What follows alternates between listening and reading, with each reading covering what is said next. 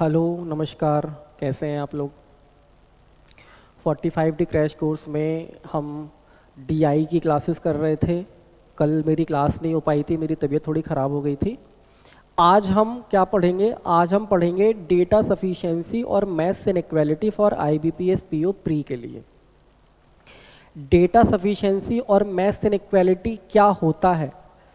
पहले तो ये अधिकतर मेंस के एग्ज़ाम में आता था डेटा सफिशिएंसी, ठीक है। अब लेकिन क्या है कि प्री के एग्ज़ाम में भी इसके कभी 2 सवाल 3 सवाल है ना, 5 सवाल भी आ जाते हैं कभी कभी। तो क्या होता है डेटा सफिशिएंसी? डेटा सफिशिएंसी की हिंदी हो गई है डेटा पर्याप्तता, कि डेटा सवाल को सॉल्व करने के लिए कितना पर्याप्त है, कितना नहीं है। देखो पहले इसके ऑप्शन देख लो, क्या आता है सवाल। नीचे दिए गए प्रत्येक प्रश्न में एक प्रश्न और उसके नीचे 2 कथन क्रमांक 1 और 2 दिए गए हैं। एक आपको क्वेश्चन मिलेगा और 2 कथन यानी कि स्टेटमेंट मिलेंगे। कथनों में दिया गया डेटा प्रश्न का उत्तर देने के लिए पर्याप्त है या नहीं, सभी कथनों को पढ़िए और उत्तर दीजिए। आपको जो 2 स्टेटमेंट दे रखे हैं उनमें आपको जो डेटा दे रखा है उनसे क्वेश्चन सॉल्व हो रहा है या नहीं हो रहा है। आपको एक्चुअल आंसर नहीं निकालना होता है इन सवालों में कि बिल्कुल सॉल्व करके आप आंसर निकाल रहे हो, कभी कभी निकालना भी पड़ेगा, लेकिन जनरली नॉर्मली क्या करना होता है, आपको क्या चेक करना होता है, केवल कथन 1 में दिया गया डेटा प्रश्न के लिए पर्याप्त है, जबकि कथन 2 में दिया गया डेटा पर्याप्त नहीं है ना। मतलब जैसे मैं आपको एक सवाल दिखाऊं, सवाल में क्या कह रहा है, आईआईटी धनबाद के कितने छात्रों को प्लेसमेंट मिला। तो सवाल में निकालना है कि आईआईटी धनबाद के कितने स्टूडेंट प्लेस्ड हो गए। अब आपको ये 2 स्टेटमेंट दे रखे, इससे सॉल्व करके देखो क्या ये निकलेगा, आईआईटी धनबाद में कितने छात्र प्लेस्ड हो गए। फिर इससे सॉल्व करके देखो, अगर सिर्फ पहले वाले से सॉल्व हो गया और दूसरे वाले से सॉल्व नहीं हुआ तो आपका ऑप्शन कौन सा सही हो जाएगा? फर्स्ट वाला, कि केवल एक कथन पर्याप्त है, कथन 2 पर्याप्त नहीं है। अगर दूसरे से लग गया तो क्या होगा, केवल कथन 2 में दिया गया डेटा पर्याप्त है, कथन 1 का डेटा पर्याप्त नहीं है, ठीक है। अगर सिर्फ कथन या सिर्फ कथन 2 का डेटा उत्तर देने के लिए पर्याप्त है, ईदर यानी कि स्टेटमेंट 1 से भी अकेले सॉल्व हो रहा है सवाल और स्टेटमेंट 2 से भी अकेले सॉल्व हो रहा है, तो ईदर 1 और 2 किसी से भी लगा सकते हो आप, पहले से भी सॉल्व हो जाएगा, दूसरे से भी सॉल्व हो जाएगा। If the data in both statement 1 and 2 necessary, दोनों को मिला के, मतलब ना तो 1 से अकेले सॉल्व हो रहा है ना 2 से अकेले सॉल्व हो रहा है, लेकिन दोनों की इंफॉर्मेशन को साथ में यूज करने पे सॉल्व हो रहा है, तो आपका क्या होगा आंसर, बोथ 1 and 2।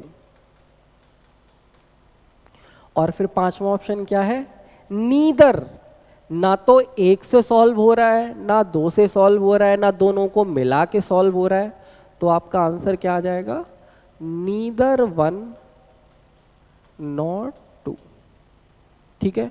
तो 5 ऑप्शन होते हैं, ऑप्शन का ऑर्डर रटना नहीं है, ऑप्शन का ऑर्डर चेंज भी हो सकता है, लेकिन ऑप्शन क्या है, ओनली 1 इज सफिशिएंट, सिर्फ पहले वाले से हो जाएगा, ओनली 2 इज सफिशिएंट, सिर्फ दूसरे वाले से हो जाएगा। आइदर 1 और 2, या तो अकेले पहले वाले से कर लो या अकेले दूसरे वाले से कर लो। बोथ 1 और 2, 1 and 2, बोथ 1 and 2, मतलब पहले और दूसरे वाले दोनों को मिला के सॉल्व होगा, और नीदर 1 नॉर 2, ना तो पहले से होगा ना दूसरे से होगा ना दोनों को मिला के सॉल्व होगा। ये 5 ऑप्शन होते हैं, आपको एक्चुअल आंसर निकालने की ज़रूरत नहीं होती, कभी कभी निकालना पड़ सकता है, लेकिन फोकस उस पर नहीं रखना है कि सॉल्व करना है, बस ये देखना है क्या सॉल्व हो पाएगा या नहीं हो पाएगा। जैसे क्वेश्चन नंबर 1 देखो आईआईटी धनबाद के कितने छात्रों को प्लेसमेंट मिला, ये निकालना है हमें। दे क्या रखा है, आईआईटी धनबाद और आईआईटी कानपुर में पढ़ने वाले छात्रों की संख्या, धनबाद और कानपुर इनमें पढ़ने वाले छात्रों की संख्या का अनुपात दे रखा है 3:4। कानपुर के 80% छात्र प्लेस्ड हो गए।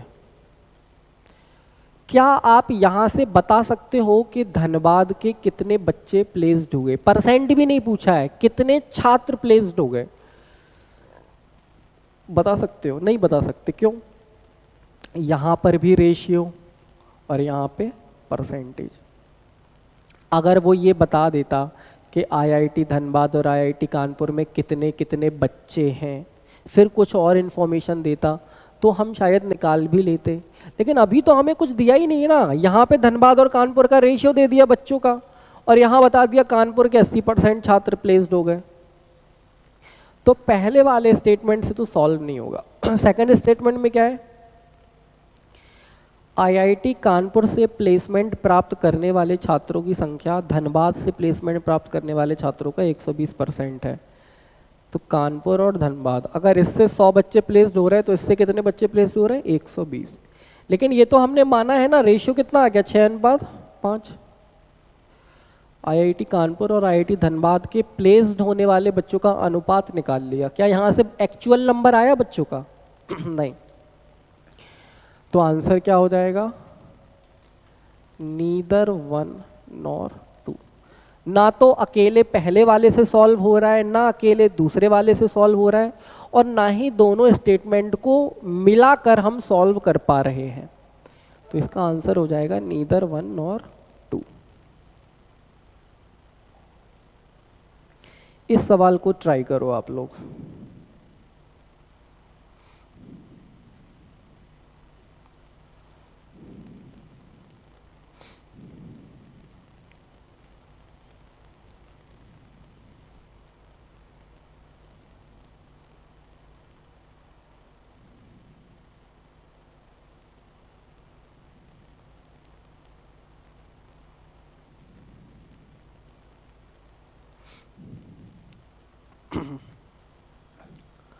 देखो, विराट की आय रोहित की आय से कितनी अधिक है, यानी कि income of Virat minus income of Rohit, ये निकालना है हमें।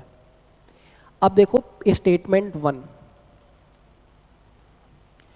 विराट की आय अपनी पत्नी से 30% कम है। तो विराट और उसकी वाइफ की अगर इनकम का रेशियो ले, तो अगर वाइफ की 10 है तो विराट की कितनी है? 7। 30% कम है, 3/10, 10 से 3 कम, तो 7।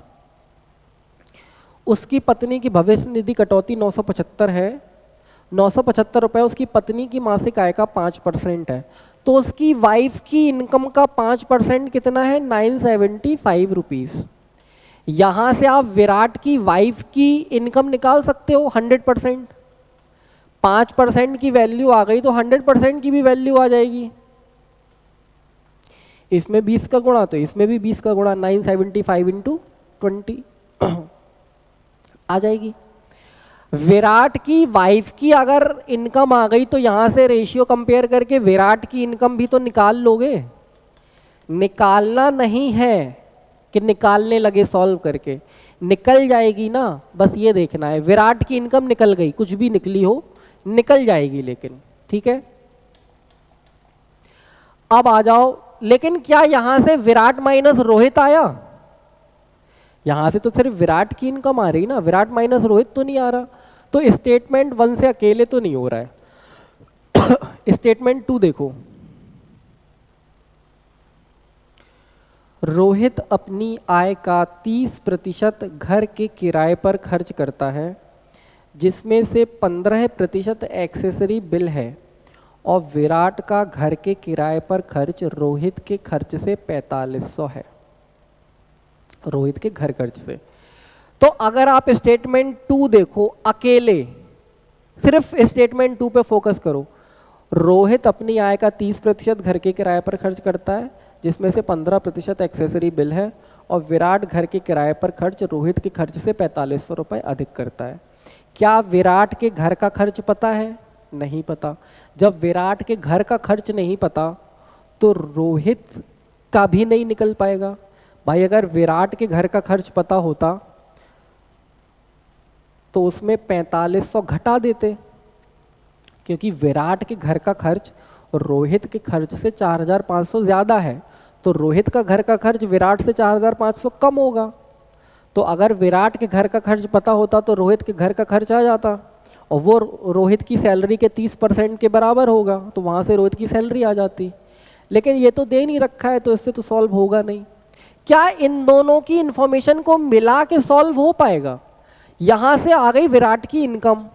अब विराट की इनकम से क्या कर लोगे? विराट की इनकम के बाद तो कुछ नहीं दे रखा ना, कि विराट अपनी इनकम का इतना अपने घर पर खर्च करता है, नहीं दे रखा। तो दोनों को मिला के भी सॉल्व नहीं होगा। तो आंसर क्या आ जाएगा? Neither one nor two. दोनों से ही सॉल्व नहीं होगा। ठीक है, आपको दिमाग क्या लगाना है? आंसर नहीं निकालना है, बस ये देखना है कि आंसर निकलेगा या नहीं। सिर्फ क्वेश्चन नंबर 3, दो ट्रेनें ए और बी एक ही ट्रैक पर एक दूसरे की ओर यात्रा कर रही हैं। ये है ए, ये है बी, ये इस तरफ जा रही है, ये इस तरफ जा रही है। शुरुआती दूरी 91 किलोमीटर है, ये 91 किलोमीटर है। ट्रेनें आपस में मिलेंगी, समय बताओ, टाइम निकालना है कि वो कब मिलेंगी आपस में। ठीक है, अब देखो, ट्रेन ए की गति है 65, तो ए की स्पीड है 65 किलोमीटर पर आवर। बी की गति ए से 104 ज़्यादा है, तो बी की स्पीड कितनी हो गई? 104 प्लस 65 यानी कि 169 किलोमीटर पर आवर। आपको दो लोगों के बीच की दूरी पता है, उनकी गति पता है, तो समय निकाल सकते हो। समय क्या होता है? दूरी बटे चाल। दूरी कितनी है? 91। दो लोग अपोजिट डायरेक्शन में जा रहे हैं, तो उनकी स्पीड क्या हो जाएगी? ऐड हो जाएगी। तो 65 प्लस 169, इसको सॉल्व कर लोगे तो टाइम आ जाएगा, वही निकालना था।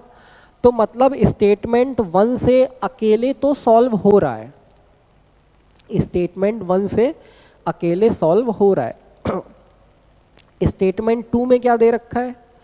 दो ट्रेनों की गतियों का अनुपात, सिर्फ गतियों का अनुपात दे रखा है, और सवाल में दूरी दे रखी है कि इनके बीच की दूरी 91 किलोमीटर है। अगर ये 5x हो गई, ये 3x हो गई, इसको 5x और 13x मान सकते हैं ना। क्या अभी सॉल्व हो पाएगा? टाइम निकल पाएगा? x तो एलिमिनेट होगा नहीं, तो यानी कि सेकंड वाले स्टेटमेंट से तो सॉल्व होगा नहीं। तो सिर्फ किससे सॉल्व होगा? फर्स्ट से। तो आंसर क्या हो जाएगा? Only statement 1 is sufficient. सिर्फ स्टेटमेंट 1 से सॉल्व होगा, 2 से अकेले सॉल्व नहीं होगा।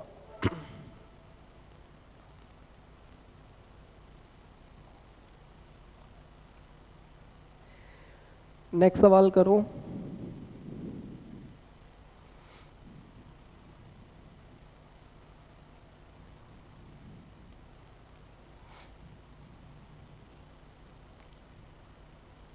साधारण ब्याज को 44/3% से बढ़ाकर 58/3% प्रतिवर्ष करने से वार्षिक आय में 2800 की वृद्धि हो गई। 2800 की वृद्धि वार्षिक आय में हुई क्यों? क्योंकि ब्याज ज़्यादा मिलेगा। भाई रेट को बढ़ा दोगे तो ब्याज ज़्यादा मिल जाएगा, है ना। निकालना क्या है? जमुना लाल द्वारा योजना में निवेश की गई राशि बतानी है कि योजना में कितनी राशि उसने निवेश की। तो अगर हम मान लें कि लेट पी कितना है? 100, तो अगर वो 100 रुपये ब्याज पे दे रहा है तो 44/3 के हिसाब से ब्याज कितना मिल जाएगा? 100 रुपये पे 44/3, और 58/3 से कितना मिल जाएगा? 58/3। इन दोनों के ब्याज का अंतर कितना है? 2800 रुपये, है ना। 2800 बढ़ रहा है, तो वो बाद वाला जो ब्याज है पहले वाले ब्याज से 2800 ज़्यादा है। इसको सॉल्व कर लो। 14/3 कितना हो गया? 2800। तो 14 से चला गया 200 बार, तो 1 की वैल्यू कितनी आ गई? 600 रुपये। तो 100 की वैल्यू कितनी आ गई? 60,000 रुपए। प्रिंसिपल 100 माना था तो प्रिंसिपल कितना आ गया 60,000। तो जमुना लाल ने कितनी राशि निवेश की थी 60,000 रुपए निवेश की थी। तो स्टेटमेंट 1 से तो सॉल्व हो गया। देखो ये करना नहीं था पूरा, करना था सिर्फ यहां तक। ये इक्वेशन लिखने के बाद आप समझ गए होंगे कि यहां से 100 यूनिट की वैल्यू आ जाएगी। कितनी आएगी वो मैटर नहीं करता, आ जाएगी लेकिन। तो फर्स्ट से तो सॉल्व हो जाएगा। सेकंड देखो, निवेश की गई राशि 2 गुनी हो जाती है जब 5 वर्षों के लिए प्रतिवर्ष 20% की दर से निवेश किया जाता है। तो ये बात तो सही है, 20% की दर से 5 साल में कितना इंटरेस्ट मिलेगा 100%। तो कोई भी राशि होगी वो कितना हो जाएगी 2 गुना हो जाएगी। लेकिन क्या राशि कितनी थी वो निकल पाएगा क्या यहां से? तो वो तो नहीं निकल पाएगा कि राशि कितनी है, तो ये गलत है। तो सिर्फ स्टेटमेंट 1 से सॉल्व होगा, तो ओनली स्टेटमेंट 1 इज सफिशिएंट। ये हो जाएगा आपका answer, only statement 1 is sufficient.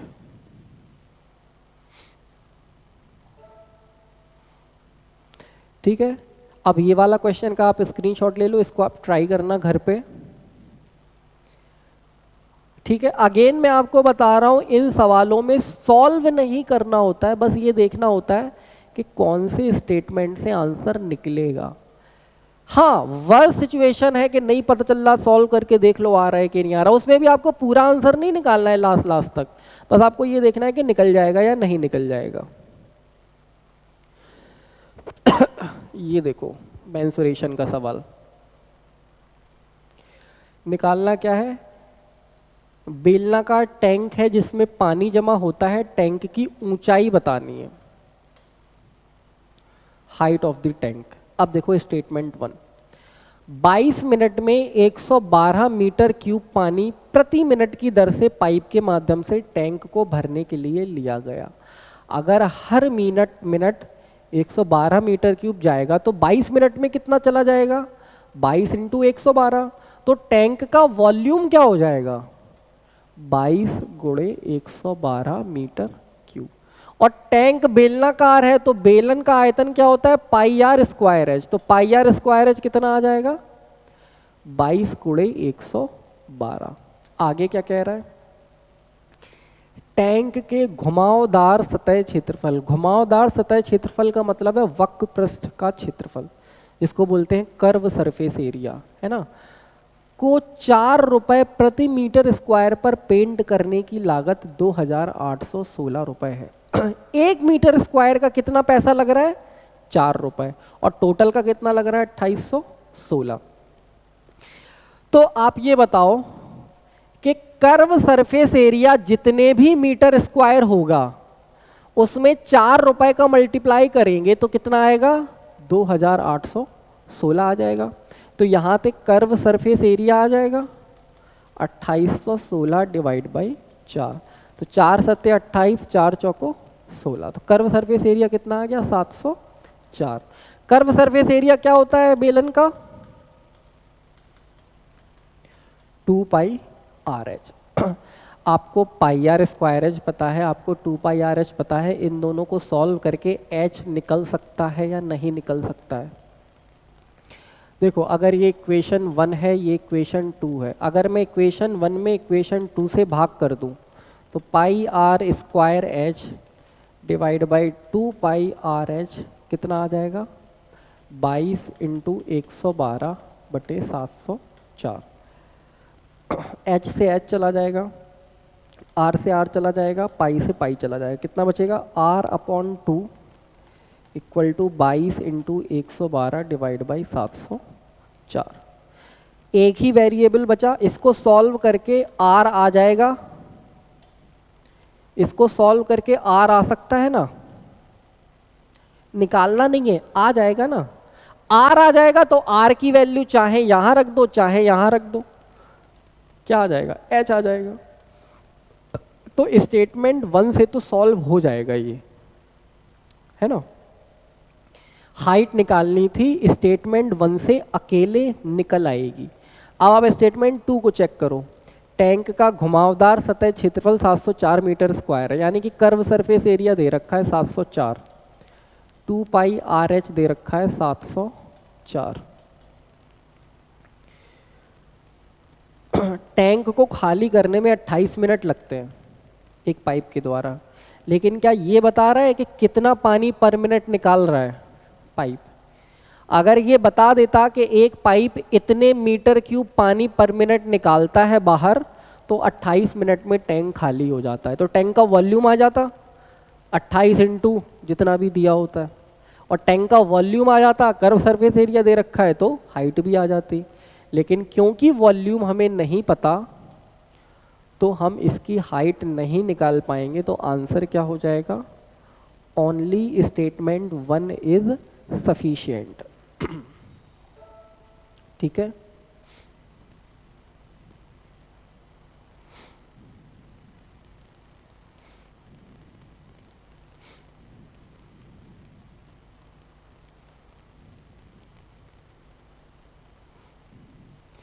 अब आप इन क्वेश्चन के स्क्रीनशॉट ले लो, आप इनको सॉल्व करना, इनके स्क्रीनशॉट ले लो। आगे बढ़ते हैं क्योंकि अभी और भी सवाल हैं। मैंने आपको तरीका बता दिया है कैसे करना है सॉल्व, और इसके सवाल अर्थमेटिक से ही ज़्यादातर आते हैं ज़्यादातर अर्थमेटिक से ही आते हैं। थोड़ी सी अगर आप प्रैक्टिस करोगे तो बहुत ज़्यादा टाइम नहीं लगता है सॉल्व करने में।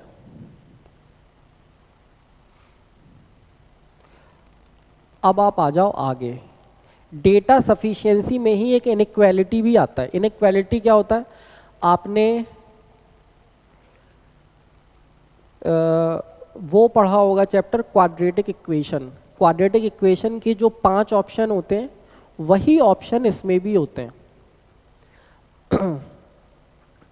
एक बार क्वेश्चन देख लो थोड़ा सा। क्या होता है, आपको 2 ऐसे क्वांटिटी दी होती हैं, क्वांटिटी 1 और क्वांटिटी 2। आप इसको सॉल्व करोगे तो यहाँ से एक क्वांटिटी निकलेगी कुछ भी, इसको सॉल्व करोगे वहाँ से दूसरी क्वांटिटी निकलेगी।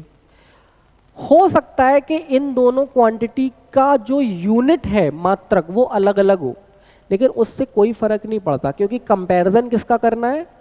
कंपैरिजन सिर्फ न्यूमेरिक वैल्यू का करना होता है, सिर्फ न्यूमेरिक वैल्यू का। जैसे मान लो स्टेटमेंट 1 में मैंने आपसे वॉल्यूम निकलवाया और स्टेटमेंट 2 में मैंने आपसे एरिया निकलवाया, तो अब ये तो मीटर क्यूब में आएगा, ये मीटर स्क्वायर में आएगा। तो आप कहोगे कि सर हम कंपेयर कैसे करेंगे? आपको ये नहीं देखना है कि मीटर क्यूब है या मीटर स्क्वायर, आपको नंबर पे फोकस करना है, नंबर्स का कंपैरिजन करवाना है, न्यूमेरिकल वैल्यू का कंपैरिजन करवाना है। ठीक है। तो जब आप 2 न्यूमेरिकल वैल्यू को कंपेयर करोगे तो क्या क्या हो सकता है? क्वांटिटी 1 2 से बड़ी हो सकती है, क्वांटिटी 1 सेकंड से ग्रेटर देन और बड़ी भी हो सकती है, बराबर भी हो सकती है। क्वांटिटी 1 छोटी हो सकती है, और क्वांटिटी 1 अगर छोटी है तो हाँ सही है, क्वांटिटी 1 है, ये यहाँ पे 1 नहीं लिखा है, यहाँ पे 1 कर लो।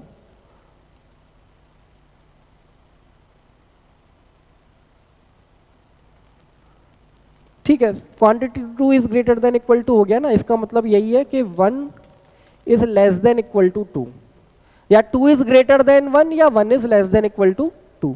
और क्या आएगा? Quantity 1 is greater than quantity 2, या संबंध स्थापित नहीं किया जा सकता। आप नहीं बता सकते कि बड़ा है या छोटा है या क्या है, बता नहीं सकते, तो क्या हो जाएगा? संबंध स्थापित नहीं किया जा सकता। देखो अब सवाल,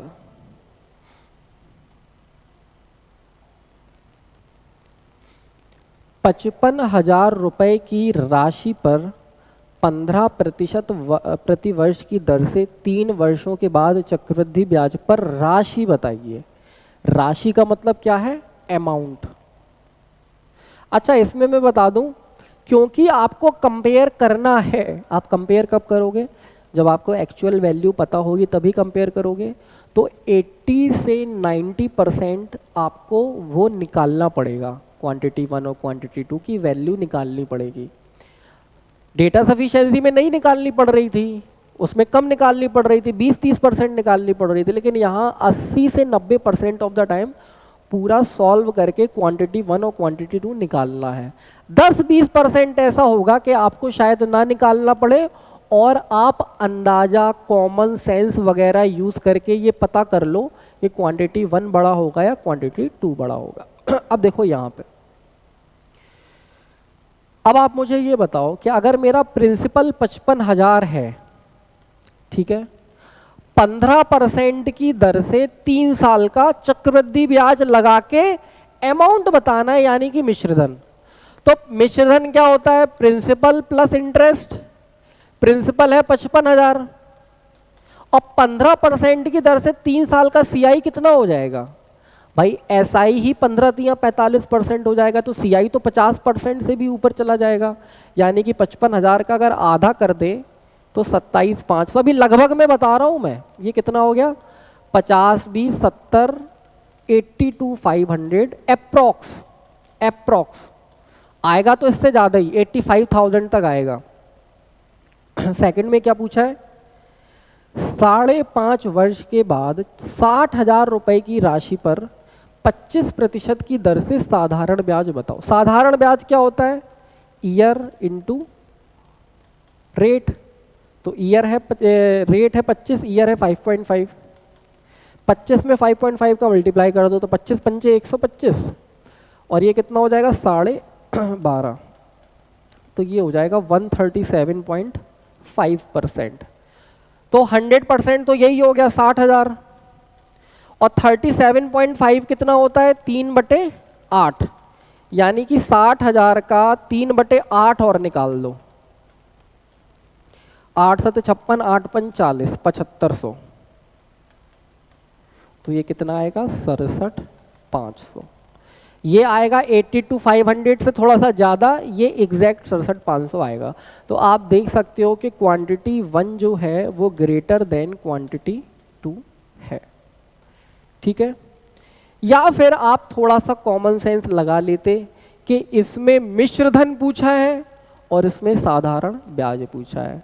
अमाउंट देखो, इसमें 55,000, इसमें 60,000, तो ऑब्वियसली 55,000 पे चक्रवृद्धि ब्याज ऐड करोगे तो वो ज़्यादा ही होगा साधारण 60,000 के साधारण ब्याज से। तो थोड़ा सा कॉमन सेंस लगाते तो इसको सॉल्व नहीं करना पड़ता। वैसे क्वांटिटी वाले सवालों में 90% सॉल्व करना ही पड़ता है। फिर वो आपके ऊपर भी डिपेंड करता है कि आप कितना दिमाग लगा सकते हैं। नेक्स्ट क्वेश्चन,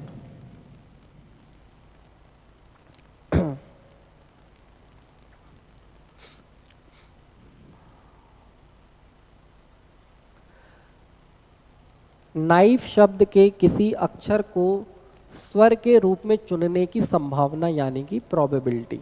अब आप मुझे ये बताओ, नाइफ में वॉवेल हैं कितने? 2 वॉवेल हैं। अगर मुझे वॉवेल, जैसे मैंने इसमें से एक लेटर चूज किया, एक अक्षर चूज किया, वो वॉवेल हो, तो आप ये बताओ प्रोबेबिलिटी क्या होती है? NE/NS, number of favourable outcome upon number of total outcome. मैं 5 में से 1 निकालूंगा, वो स्वर कब आएगा? जब वो स्वर में से निकलेगा, यानी कि कितने में से निकलेगा? 2 में से। 2 वस्तुओं में से एक वस्तु को सेलेक्ट कितने तरीके से कर सकते हो? 2C1, और 2C1 कितना होगा? 2 होगा। नंबर ऑफ टोटल आउटकम क्या हो जाएगा? 5 वस्तुओं में से एक वस्तु सेलेक्ट करनी है, यानी कि 5C1। 5C1 कितना होता है? 5। तो आंसर क्या आ जाएगा? 2/5। ये क्वांटिटी 1 आ गया। ये क्या आ गया? क्वांटिटी 1। क्वांटिटी 2 क्या है? 8 लाल गेंदे हैं एंड 10 येलो बॉल्स हैं। 2 लाल गेंदों के चयन की संभावना बताएं। हमने इसमें से 2 गेंदें निकाली, वो दोनों लाल हों, इसकी क्या प्रोबेबिलिटी होती है? तो प्रोबेबिलिटी क्या होगा? NE/NS। NE क्या होगा? 2 गेंदें लाल कब होंगी? जब वो लाल में से निकले। तो 8 लाल गेंदों में से 2 गेंदें सेलेक्ट करने के तरीके कितने होंगे? 8C2। Number of total outcomes 10 और 8 18। 18 से में भी तो 2 निकालोगे तो 18C2। इसको सॉल्व कर लो, 2 से 2 चला गया तो 8 गुणे 7 बटे 18 गुणे 17 ये आएगा। आप देख सकते हो कि 2/5 लगभग 0.4 हो रहा है, और ये 8 7 56 काट लो चाहो तो, 2 चौको 8 और 2 नम 18, तो 28 17 नम्बे 153 है ना। ये बहुत ही कम हो रहा है। 28 153 का कितना है?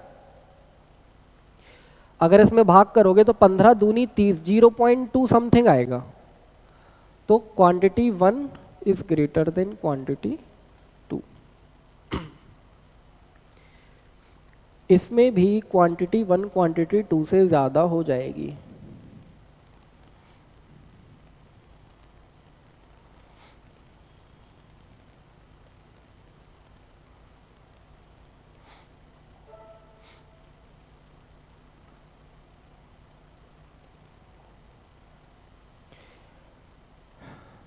क्वांटिटी 1, एक आयताकार पार्क की लंबाई चौड़ाई की 4 गुना है, तो लंबाई कितनी है? 4b, चौड़ाई की 4 गुना। एक फव्वारा है जिसका क्षेत्रफल 900 वर्ग मीटर है, तो एरिया ऑफ फाउंटेन ये 900 मीटर स्क्वायर है। जो पार्क के कुल क्षेत्रफल का 1/4 है। फाउंटेन पार्क का 1/4 है, तो पार्क फाउंटेन का 4 गुना होगा, तो एरिया ऑफ पार्क क्या हो जाएगा? 900 इंटू 4 यानी कि 3600 मीटर स्क्वायर। आयताकार पार्क है तो आयत का क्षेत्रफल क्या होता है? लंबाई गुणे चौड़ाई, तो L इंटू बी कितना आ गया? 3600। लंबाई की जगह पे रख दो 4b, तो 4b इंटू बी कितना आ गया? 3600। 4 से काट दो 900, तो b स्क्वायर 900, तो b कितना आ गया? 30 मीटर। पार्क की चौड़ाई पूछी थी, पार्क की चौड़ाई कितनी है? 30 मीटर। तो क्वांटिटी 1 की वैल्यू कितनी आ गई? 30 आ गई। अब देखो क्वांटिटी 2, आयत की लंबाई चौड़ाई का अनुपात 5:3 है, तो इसको 5x मान सकते हो, इसको 3x मान सकते हो। यदि आयत की लंबाई 8 मीटर कम कर दी जाए तो एक वर्ग बन जाता है, ठीक है। लंबाई में से अगर 8 घटा दे तो वर्ग हो जाएगा, मतलब लंबाई की चौड़ाई क्या हो जाएगी? बराबर हो जाएगी। तो लंबाई माइनस 8 इक्वल टू चौड़ाई, तो 5x minus 8 equal to 3x, तो 2x इक्वल टू 8, तो x कितना आ जाएगा? 4। कह रहा है क्या? तो इस प्रकार बने वर्ग का क्षेत्रफल बताओ। तो वर्ग क्या है? जो उसकी चौड़ाई है वही तो उसकी भुजा है वर्ग की। लंबाई तो कम कर दी ना, लंबाई भी चौड़ाई के बराबर हो गई, तो चौड़ाई कितनी आएगी? 3x यानी कि 12, तो एरिया क्या आ जाएगा? 12 का स्क्वायर यानी कि 144। ऑब्वियसली 144 30 से बड़ा है, तो quantity 1 is less then quantity 2। ठीक है। या फिर आप अंदाजे से भी सवाल लगा सकते थे कि यहाँ पे पूछा है चौड़ाई और यहाँ पे पूछा है किसी चीज़ का क्षेत्रफल। क्षेत्रफल चौड़ाई से ज़्यादा ही होगा, कब नहीं हो सकता है कि यहाँ पे वैल्यू ऐसी दे रखी हो कि चौड़ाई बहुत ज़्यादा आ जाए, यहाँ पे क्षेत्रफल बहुत कम आ जाए, लेकिन जनरली क्षेत्रफल ज़्यादा होगा चौड़ाई के कंपैरिजन में। तो आप डायरेक्ट भी लगा सकते थे quantity 1 is less then quantity 2।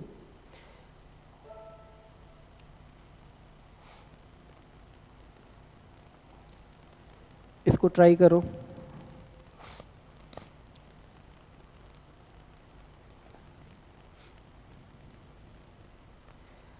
इसको कर लेना, प्रोबेबिलिटी का है, कुछ नहीं करना है, सॉल्व करना है, आंसर निकालना है। प्रोबेबिलिटी पढ़ा चुका हूं आपको, इसको आप कर लेना।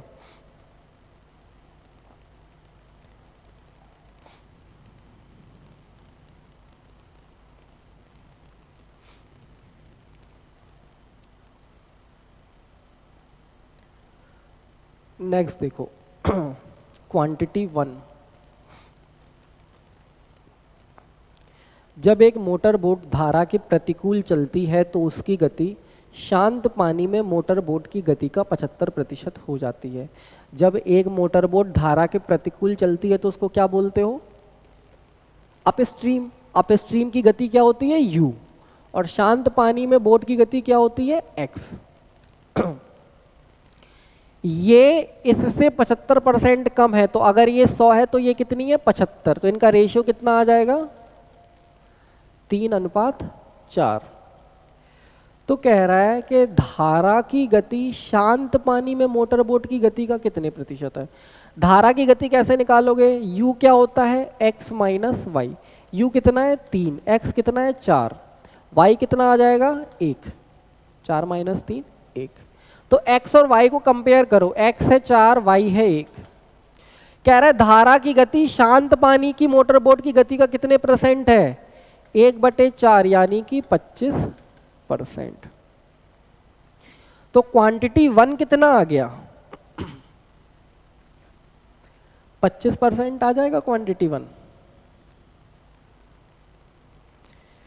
क्वांटिटी 2 निकालो।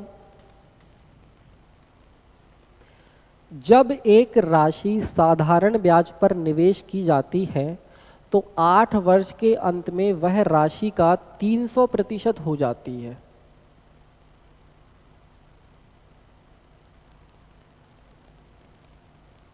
The amount becomes 300% of the sum of the money. मतलब अगर आपने p रुपए लगाए तो वो कितने हो गए? 3p।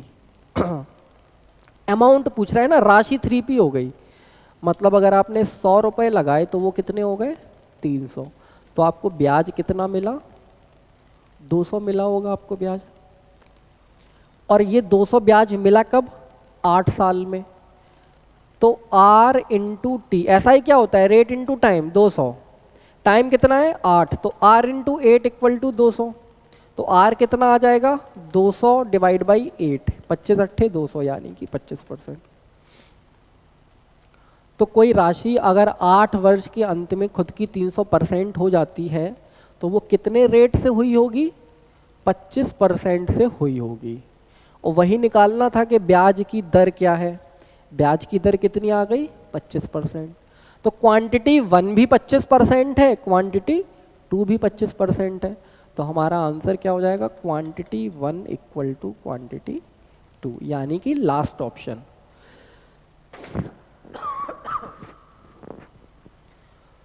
ऑप्शन ई हो जाएगा आंसर।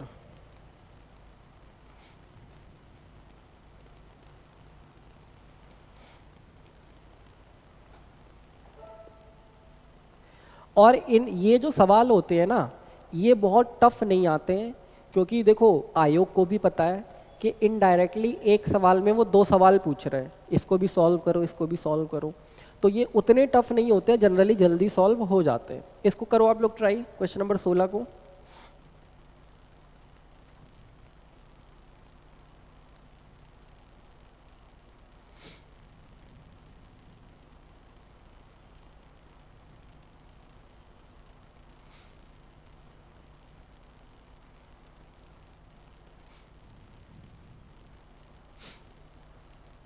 क्या कह रहा है? अमनप्रीत मोहनप्रीत से 3 साल छोटा है और उनका अनुपात 7:8 है। अमनप्रीत और मोहनप्रीत, इनका अनुपात है 7:8। अमनप्रीत 3 साल छोटा है, यहाँ कितना छोटा है? 1, तो 1 की वैल्यू कितनी हो गई? 3। पूछ रहा है क्वेश्चन में अमनप्रीत की आयु, तो अमनप्रीत की आयु कितनी है? 7, तो 7 गुणे 3 कितना हो गया? तो क्वांटिटी 1 आ गई 21 साल। क्वांटिटी 2, मीत और अमनप्रीत की औसत आयु 25 वर्ष है। तो मीत प्लस अमनप्रीत, औसत 25 है तो टोटल कितना हो जाएगा? 50 हो जाएगा। मीत अमनप्रीत से 2 वर्ष बड़ा है। अगर अमनप्रीत ए है तो मीत क्या है? a plus 2। तो ये कितना हो गया? 2a equal to 48। तो a कितना आ गया? 24। तो क्वांटिटी 1 में अमनप्रीत आया 21 साल का, क्वांटिटी 2 में अमनप्रीत आया 24 साल का, तो quantity 1 is less then quantity 2।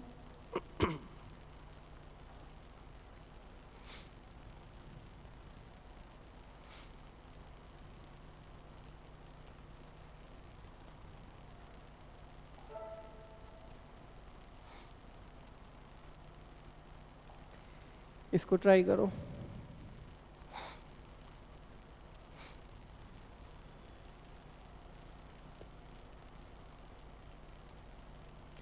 देखो इसको आपको सॉल्व भी करना पड़ेगा, मतलब सॉल्व हो जाएगा ये। आपको बोल रहा है 5 हरी गेंदें हैं, 3 पीली गेंदें हैं, 4 गुलाबी गेंदें हैं, 5 ग्रीन 3 येलो 4 पिंक। क्वांटिटी 1 क्या है? 3 गोलियां हमने चुनी, उसमें से 2 पीली और 1 गुलाबी हो जाए तो 2 येलो चाहिए और 1 पिंक चाहिए। तो NE क्या होगा? येलो तो येलो में से ही निकलेंगी ना 3C2, और पिंक पिंक में से निकलेगी 4C1। 3C2 क्या हो गया? 3C2 इक्वल टू 3C1, यानी कि 3 इंटू 4, तो ये कितना आ जाएगा? 12। NS कितना हो जाएगा? टोटल 4 3 7 5 12 में से कितनी निकाली? 3, 12C3, तो 12 इंटू 11 इंटू 10, 3 दूनी 6 दूनी 12, तो 110 दूनी 220। तो प्रोबेबिलिटी कितनी आ जाएगी? 12 डिवाइड बाई 220। 4 से कैंसिल कर लो तो 3/55। ठीक है, इसी तरह से आप इसको भी निकाल सकते हो। सभी गोलियां हरे रंग की हैं, तीनों हरे रंग की हैं, तो हरे रंग की हरे रंग में से निकालोगे, मतलब 5 में से 3 निकालनी 5C3। 5C3 याद कर लो, 5C3 या 5C2 कितना होता है? 10 होता है, और ये कितना है? 220, क्योंकि टोटल तो सेम ही रहेगा ना। 3 में से 5 3 8 से 12 में से 3 निकाली तो वो कितना आएगा? 220। अब आप वैसे ही देख लो, 12/220 बड़ा है या 10/220 बड़ा है? 12/220 बड़ा होगा तो quantity 1 is greater than quantity 2। ठीक है ना, भाग भाग मत देने लग जाना कि भाग देने लगे, कोशिश करनी है जल्दी आंसर निकालने की।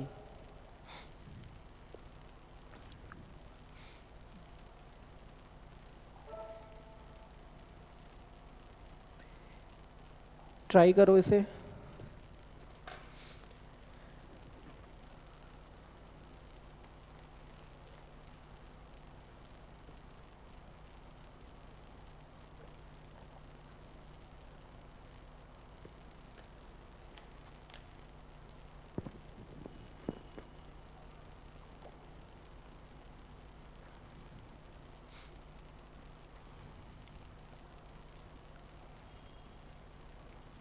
सिलेंडर का वक्र पृष्ठ का क्षेत्रफल, कर्व सरफेस एरिया दे रखा है 220। कर्व सरफेस एरिया क्या होता है? 2πRH। ये क्या हो गया? 220। सिलेंडर की ऊंचाई त्रिज्या से 2 कम है, यानी कि हाइट जो है वो रेडियस -2 है। पूछा क्या है? सिलेंडर का परिमाण, परिमाण यानी कि वॉल्यूम। वॉल्यूम क्या होता है? πr²h, यानी कि r और h अलग अलग निकालना पड़ेगा। अब देखो यहां से मैं रख दूंगा 2πrh की जगह पे r-2। अब देखो सिर्फ r बचा, इसको सॉल्व करके r आ जाएगी, r की वैल्यू रख दोगे h आ जाएगी, वहां से क्या आ जाएगा? वॉल्यूम। और क्वांटिटी 2 क्या बोल रहा है? सिर्फ डायरेक्ट क्वांटिटी दे रखी है 770। निकाल लेना, कंपेयर कर लेना।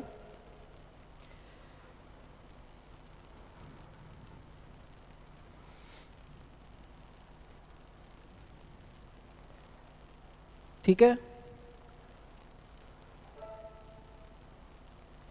इसका भी स्क्रीनशॉट ले लो, ये सब आपको होमवर्क में करने हैं।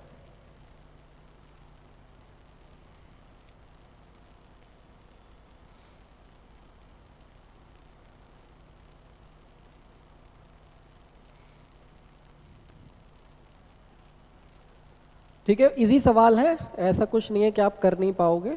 पढ़ चुके हो, सभी सारे टॉपिक पढ़ चुके हो, रिवीजन भी हो जाएगा आपका। ठीक है, तो आज के लिए इतना ही रखते हैं, है ना। डेटा सफिशिएंसी और इनइक्वालिटी आई होप कि आपको समझ में आया होगा। आप भी अपने तरफ से और प्रैक्टिस करते रहिए। आपका एग्ज़ाम की डेट बहुत ही ज़्यादा नज़दीक आ गई है, 19 अक्टूबर और 20 अक्टूबर। तो जितने ज़्यादा से ज़्यादा आप मॉक टेस्ट दे सकते हैं, जितनी ज़्यादा से ज़्यादा प्रैक्टिस कर सकते हैं वो करिए। बेस्ट ऑफ लक एग्ज़ाम के लिए, ठीक है ना। चैनल को लाइक करो, सब्सक्राइब करो, और कोई डाउट है तो कमेंट में ज़रूर बताइए। Thank you so much.